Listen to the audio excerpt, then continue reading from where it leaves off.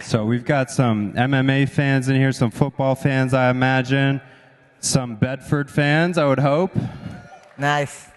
And just in case anyone doesn't know anyone on stage, let's briefly introduce ourselves right quick. So. All right. My name is Kenny Florian. Used to fight in the UFC, fought there for several years. Got into the martial arts as a kid, then reunited with it in college. I'm a 5th degree black belt in Brazilian Jiu-Jitsu, Muay Thai practitioner, fought for 3 world titles in the UFC in 2 different weight classes, and still learning and trying to evolve to the best of my ability in martial arts. My name is Russell Okung. I played in the National Football League. I played 6 years with the Seattle Seahawks, 1 year in Denver, 3 for the Los Angeles Chargers, and more notably, was the first to do pay me in Bitcoin with the Carolina Panthers. I'm Chris Cyborg. I'm from Brazil. I'm the only Grand Slam champion in the sport. I got a 4 different belts in different organizations. I'm still fighting. And yes, I'm very excited to be here, share a little bit about my experience with Bitcoin. Hi, I'm Peter McCormack. I host a podcast, and I started a football club, soccer for you people, 2 years ago. Our men's team has won the league 2 years in a row, so we've gone from the 10th tier to the 8th tier. The goal is the Premier League. We started a ladies' team last year. They won the league as well, and we've won 7 trophies in 2 seasons, powered by Bitcoin. General question for the panel. What would compel one to start accepting payments in Bitcoin? How did y'all get here? I guess I'll start. I got into martial arts because I wanted to learn how to protect myself. That's something that's important to me. So freedom is also important to me. Bitcoin is both protection and freedom. Studying martial arts and fighting in general, I think, kind of allowed me to look into it a little bit deeper and learn about it. And it was one other major tool in allowing me to get more protection, get more freedom, and seeing the growth potential of it and how world-changing it is. It was really exciting and interesting to me, and I've always kind of been someone who has tried to look outside the box and do things a little differently, and not kind of go against the grain. And doing that back in 2016, 2017 was life-changing for me. So a defensive financial strategy, you might say. Yes, yeah, definitely. Right. It's able to, for me, investing so much into a sport where your body will inevitably pay the price, and the amount of hours and literal blood, sweat, and tears that you put into it, you want to make sure that you can hold on to whatever value you've been able to create for yourself. And seeing the alternative with the fiat system, made me make that decision and gave me more conviction over time.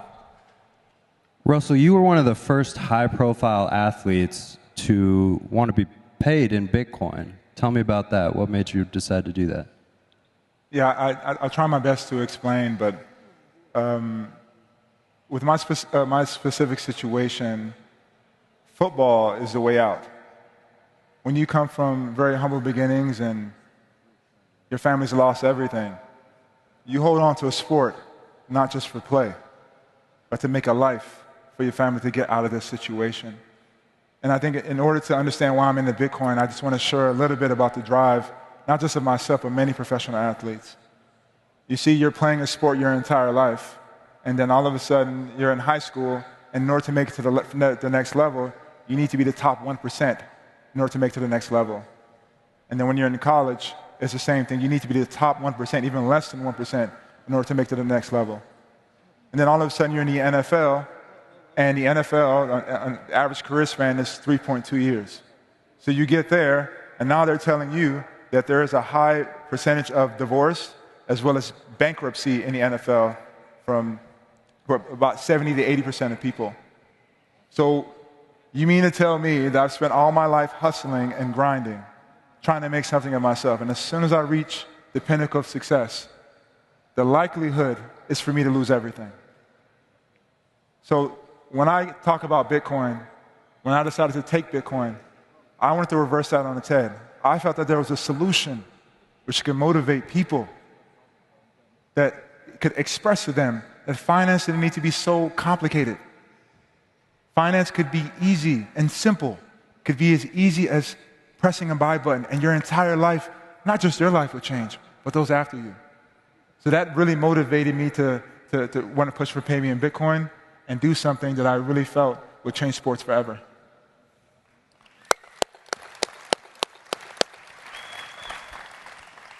Chris, I think you were one of the first athletes I ever noticed that had a Bitcoin QR code on your apparel as you fought, and also on Nostr logo, but we'll talk about that later. Tell us about it. The reality, 2016, was sponsorship contacted my team, and they say they would like to pay me in Bitcoin. But at the time, I think it's supposed to be 12 full coin, and there was a time 2016 was like $800. And then my team and me, we don't have too much experience about the technology, about Bitcoin, so we say, no, we don't want to really, we closed the sponsorship like 10,000 in fiat, and today it's supposed to be like $500,000, so yeah, it hurts bad. But then after 2017, my team started learning about it, and they say, Cris, you really need to start accepting Bitcoin. And they told me, read the book, the Bitcoin Stand-Up, and I found it in Portuguese, so it helped me a lot. So then after that, I was Orange Pill.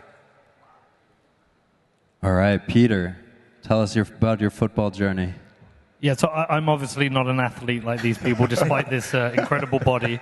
So I bought a football team. I'm from a little town called Bedford, who none of you will have heard of, probably until I spoke about it. And the team I bought was in the 10th tier of English football. We had about 40 people who had come to a game, and I said I was going to take them all the way to the Premier League. And obviously everyone thought I was an idiot because that's obviously very challenging. We did the math. If you had enough money, it'd probably be a £300 million project to do that. I don't have £300 million, and so I decided to make them the Bitcoin team. And as part of that, we would brand ourselves Bitcoin, appeal to Bitcoiners, and also accept Bitcoin, whether you're a sponsor, you want to buy a ticket, a burger, or whatever. And first and foremost, we're a business, so we have to make a profit. But the 5 to 10% that we get paid in Bitcoin, because we are profitable, we leave in Bitcoin. And so at the moment, we've just done an investment. We had 15 Bitcoin we'd managed to accumulate. We've had an investment from China Cameroon called Voss. So we're up to 82 Bitcoin. So, and the Bitcoin we hold is £250,000 up. So that is strengthening our club. We don't need to spend that Bitcoin. We never know what happened over the next couple of years. Maybe that Bitcoin will be worth 5, 6, 7, 8 million. And as we got through the leagues, what that means is we are the most well-capitalized club at every level. So at our level now, most clubs are struggling to get through the season. We've got a treasury reserve of over $5 million. And the math we did is that with this reserve, and if you did a 20-year trajectory to the Premier League, based on Bitcoin's compound annual growth rate, at every single level when we get there, we will be the most well-capitalized club. That's amazing. Congrats. Awesome. So obviously there's a lot of players and stakeholders in this club. How did you manage to onboard them to Bitcoin? How did you convince them? So this is one of the interesting things. I didn't have to and I don't have to. There's a lot of people start Bitcoin businesses and they are exposed to the peaks, troughs, the bull bear market of Bitcoin. But you can take a normal business. I've got a few. I also have a bar. And you can put Bitcoin in it and it accelerates the business. But if somebody comes to our football club and they don't give a shit about Bitcoin, they can buy a ticket, buy a burger, buy a beer with their fiat money and enjoy the game and go home. But because we're the Bitcoin team, we have people who get on a plane from Arkansas and fly to Bedford and watch a game and buy a jersey. We have people who come from Australia and come and buy a jersey. So we've just really empowered our club with an extra percentage of customers and sponsors who want to support what we're doing. But we don't have to convince anyone. But what naturally happens is we keep winning. We won 7 trophies in 2 years. People are like, how are you doing that? So I have other chairmen who reach out to me on Twitter, DM me and said, how have you done this? What is the Bitcoin thing? So like Pomp would say, the virus is spreading. People are seeing what we're doing. They're thinking, they keep winning. How come? Like sports, competitive sports like football is pretty easy. I would say about 60-70% of your chance of winning the league is the budget you have for the players. You've got about, I don't know, Russ might disagree, 20-25% will be the manager, and 5% is luck. We don't want to rely on luck, so we want to have the budget for the best things. And so by having Bitcoin, that allows us to have a very strong capital position so we can have the money to invest in players. You still have to build a club, though, which we're doing. But, yeah, we just want to be well-capitalized. Every club we're competing with, they're fighting for their revenue, but they're also holding a melting ice cube. We don't. So, Russell, as an former American football player, what successes did you have talking to other teammates about Bitcoin and perhaps getting them to become interested in accepting payments themselves? Yeah, maybe it might be best to just explain what the situation looks like in the locker room. So essentially, we're at work. I don't know why people just tend to think we show up on Sundays. We just go out and play football, so that's not reality. But we're at work from literally 6 a.m. to likely 7 p.m. From day to day. And in the locker room is true rough consensus. If you have an idea, whether it's political or economical, when you go into that place, like people will literally fire you up. Right? You talk about Bitcoin, you would be called every and anything every single day. So as I was explaining Bitcoin and the proposition to players, and I think this might be helpful for a lot of you, when I decided to make this decision and get into Bitcoin, there was certainly a lot of pushback. Many players have financial advisors and money managers who ultimately speak against Bitcoin and what those possibilities are. So when I would present this idea of a form of money, a store value, payment, and platform, which can literally adjust or defy how we think about money, it was very laughable. But as I took more time and explained what it was, I realized, just like many of you, they're never going to listen. But what I did have was the respect of my peers. They knew me as a person that, one, cared about them, cared about their lives, and also the business of the sport. So when players would get into Bitcoin, they got into it because they trusted and believed in me. They said, Russell, we know your reputation, we know how serious you are, and we also know you would never unknowingly put us in any type of decision which can affect us. And we're all well aware. I don't know if some of you seen ESPN broke. The narrative, the rhetoric around players being broke and losing everything is very real. It's a very real proposition, regardless of whatever they do. But when they saw me get into it and they saw how serious I was, that literally helped them get into it. They got behind it, some tens of millions of dollars, some a couple of million, some 100,000. Right? It's all good. But I hopefully was able to provide a bridge for them in order to get into Bitcoin.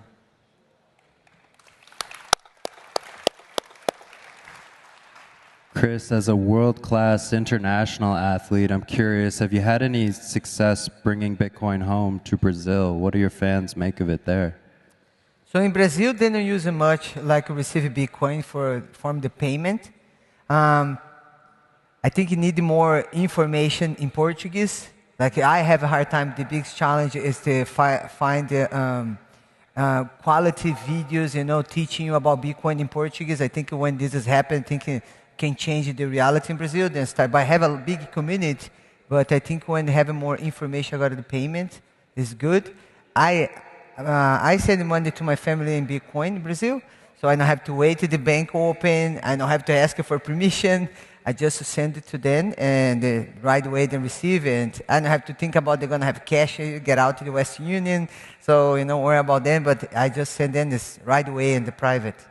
So you are the cross-border international transaction use case. You're sending payments to your family home in Brazil actively with Bitcoin. That's amazing. Yes. Wow. Round of applause for that.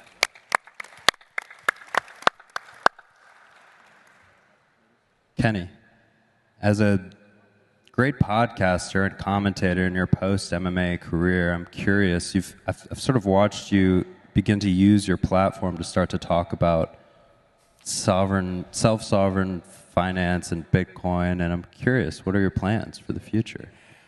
Yeah, well, I think it's important to educate people on Bitcoin. I think there's been a lot of counter-programming against it and just terrible information on it. And, you know, I think there's a lot of fighters that are looking to plan for their future, rightfully so. You can't fight forever. You know, Cris has been fighting a long time, but, you know, she certainly has had injuries. We were just talking about it backstage. I retired from fighting because of injuries. So you could be training one day, you could be fighting one day, and then all of a sudden your career is over. Same thing for football. I mean, these are sports that are terrible on your body. And nothing is ever guaranteed, but if you're doing things like mixed martial arts, you know, professional football, you zig when you should have zagged and it could all be over. And you have to be able to plan for your future. And I just started kind of tweeting about or posting on X or posting things on social media, talking about it on my podcast. And I had a lot of fighters reach out to me. And I do my best to educate them, and lucky enough, I've been able to orange pill a lot of fighters because of that. And I think that fighters in particular are pretty open-minded because you realize that nobody has all the information. And you constantly have to look for ways to be better at fighting, look outside yourself. You have a boxing coach, a wrestling coach, strength and conditioning coach, jiu-jitsu coach, on and on and on, nutritionist. And so you realize that there's many different elements to it. And I do my best to try to kind of give a whole background on it. You know, if there's a political conversation, some kind of economic conversation that's taking place, I'll kind of inject myself into the conversation and kind of inject little nuggets here and there. And if they're curious about it and they want to know more, I'll explain myself the best that I can, talk about Bitcoin. And, you know, I think fighters in general are a little bit more open-minded than other people, and they also realize that no one's going to come to save you. You kind of have to do things on your own, and you know, it's been a nice marriage, I guess, in that way, and hopefully I can continue to do that, especially with professional fighters. You know, I think professional athletes in general, what we do best is our sport, and we're so focused on that, and sometimes we don't think about the future, or sometimes we just, you know, delegate someone else, a financial planner or some recommendation of someone else to go, here's my money, do it. And either it's bad investments or, you know, you get some professional financial planner who can't even keep up with inflation. And the proof is in the pudding of what Bitcoin has done. And I think that in a lot of ways kind of sells itself. But you know, filling in that void with like giving him the proper information and giving the background. I mean, there's so many elements to it. The same way in fighting, I can't just be like, hey, this is how you punch. Good luck, buddy. Go ahead into the cage. You're going to do great. You know, there's so many different elements similar to Bitcoin where you have to kind of cover all these different things. So same for me. That educational process for me has taken a long time. I'm still learning. I'm still trying to educate myself on it. And yeah, I'll do my best to try to educate others. So it sounds like a very low time preference approach from all of you on stage here. It's very common among Bitcoiners. I'm curious, Peter, what kind of education is in place for the players on your team to help them secure their post-athletic future? How are you talking to them about this stuff? Yeah, it's an interesting one because I've always been very self-conscious, being where I'm from, that if I push Bitcoin too hard onto people and maybe they bought it at the wrong time and you know, they hit a bear market, they would lose some money. So we've been very conscious not to push the idea of buying Bitcoin onto people. We actually have an article on our website called Why You Shouldn't Buy Bitcoin. And it's really an article that says why you should learn about Bitcoin. But we run meetups at the club. And what was interesting, we started to run meetups at the club, and the players' parents started to turn up at the meetups while the players are getting ready. And then from that, some of the players have started to come. So we have it out there. If a player wants to get paid in Bitcoin or part in Bitcoin, they can. It's there for them. But the players is an interesting thing because, again, Russell probably understand this. A team is like this unit that gets almost separated from every part of the club. And you wanted that. You want it separated from the rest of the club. You want them in their own kind of camp. You don't want to have relationships with the players. You don't want to be out drinking with the players. You've got to let them do their own thing. And so to protect the manager, we don't do much to influence the players. We're spending a lot more time with the fans who come to the game and the people who come and want to learn about Bitcoin. I mean, some of our meetups maybe have 100 people there. I mean, it's more people that used to come to a game. But players, like a lot of people are like, oh, you're paying the players in Bitcoin. Look, it's there if they want it. But the managers really want us to not interfere with the players. So I'm much more focused on the community, what we're doing in the town. We have a hardship fund where people can donate Bitcoin to us.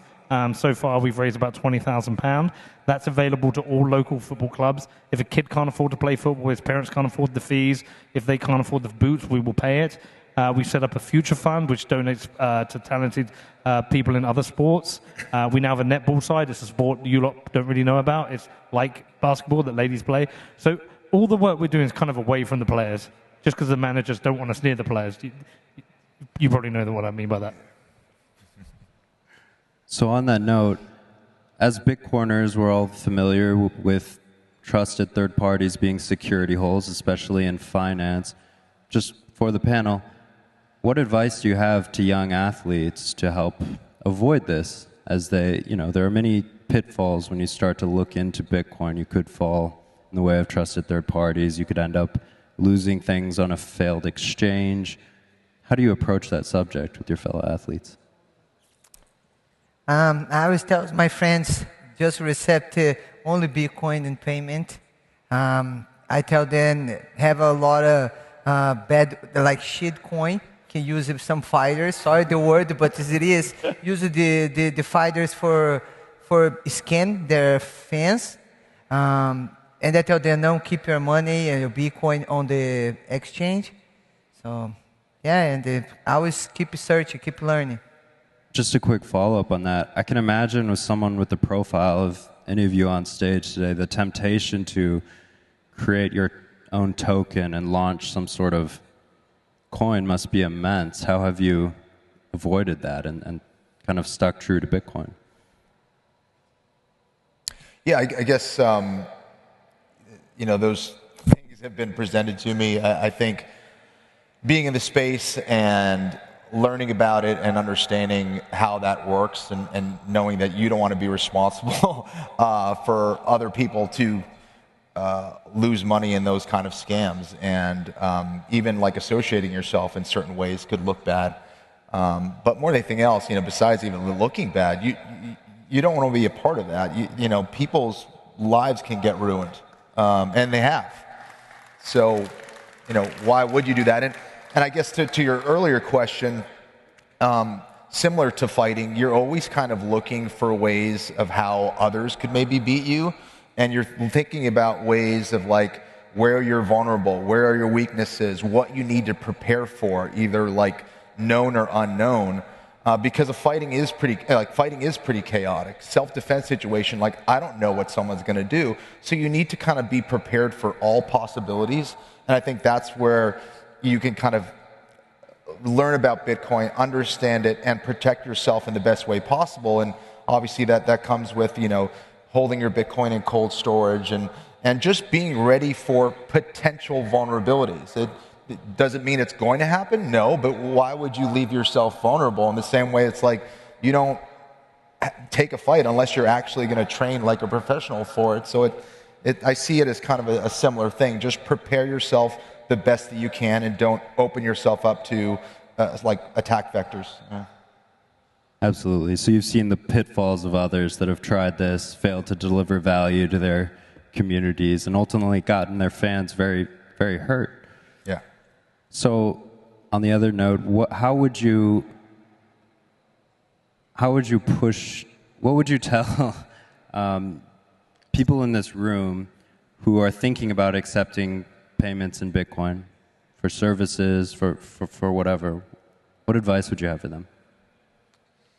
I probably couldn't speak to everyone in this room, but I often think about why I even thought about evangelizing Bitcoin. And I realized that my goal wasn't just to orange people, but to ultimately raise consciousness. So I have this thing I like to do before every conference, Bitcoin conference, is I like to watch The Matrix. And, Neo is first being introduced, right, to the Matrix. And there's like the jump scene, right, where they're jumping from the building to the building. And as they're in the construct, Morpheus looks back to Neo and he tells him, he's like, you have to let it go, Neo, right? Fear, doubt, disbelief, free your mind, right? Yeah. And then he just jumped, in 2 bounds, he just jumps from one building to another. But I thought what was different was Neo, contrastly, who didn't understand ultimately how the paradigm worked. He still tried to apply the same laws in physics as he understood them, right, in the world. So as I introduced Bitcoin to my teammates, it's hard to fathom. How do you fathom that literally you can reduce the amount of trauma directly to your head by holding Bitcoin? At the time I got into Bitcoin, Bitcoin was moving at 200 to 400% a year. What did that mean for me? That's less trauma to the head, less trauma to the body, more time with my family. It's not about what Bitcoin is. It's about what it does. Right? So I would, to all of you, think what does it do? It's not what it is, it's what it does. I have a really boring follow-up to that, in that if you're going to accept this as a business, make sure you have an accountant that understands Bitcoin and don't fuck your taxes up. We're fine, but I don't know what it's like in the US, but if you get paid in Bitcoin, your income is cast in your accounts and the value of Bitcoin at the time it comes in. If the price of Bitcoin drops, you still pay tax on the amount that came in. So just make sure you have a good accountant. This is not financial advice from Peter. This is financial advice. Chris, how about you? Any advice for people looking to accept Bitcoin for goods and services or for their business?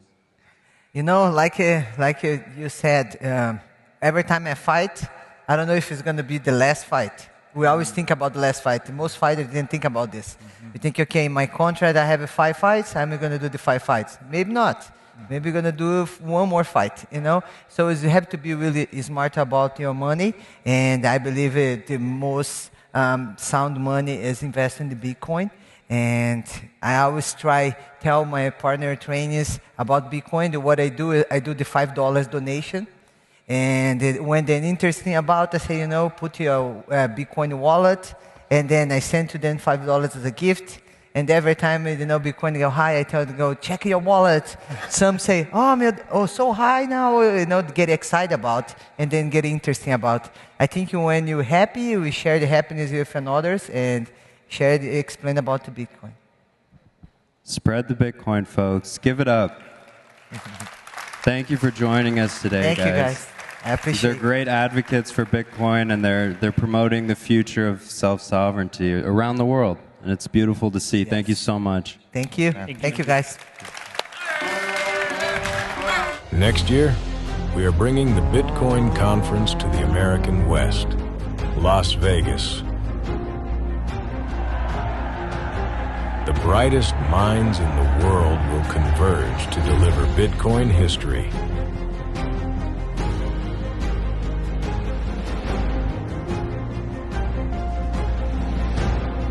Buy your tickets now at b.tc/conference/2025.